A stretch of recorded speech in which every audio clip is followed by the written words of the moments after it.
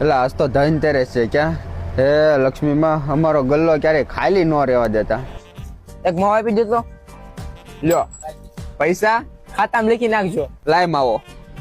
હજી બોણી નથી થઈ તા ઉધારિયા થોડા એવા એમ પણ. અને 5000 નું નામું છે ને એ સૂકવી જાય છે. અને આજ તો ધનતેરસ છે, આજ તો પૈસા દઈને માવા ખાવ. આજ બધા ઉધારિયાને ફોન કરી દઉં, નામું તો સૂકવી જાય.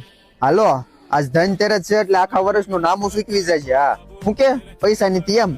એટલે તમારે દિવાળી કરવાનું હોય એમ અમારે દિવાળી કરવાની હોય. તમારે બાના બનાવ્યા સિવાય કઈ કામ ધંધો જ નથી એમ પર. હારા મફત ત્યાં પણ ચાર માવો આપી દીધો ભાઈ. પૈસા છે. ખાતામાં લખી નાખજો. હારા લુખાવ, આજ તો ધનતેરસ છે, આજ તો પૈસા દઈને માવા લઈ જાવ. જાય તું પૈસા લઈ આને નામું છે ને સૂકવી જા. ઉધાર લઈ જાય તારે કોઈને કઈ વાંધો નહીં, અને જયારે પૈસા દેવાના થાય ને તારે બધાને હાલ આવે. હા મારો પાકો ભાઈબંધ છે, આને કેમ કેવું કે તું નામું સૂકવી જા.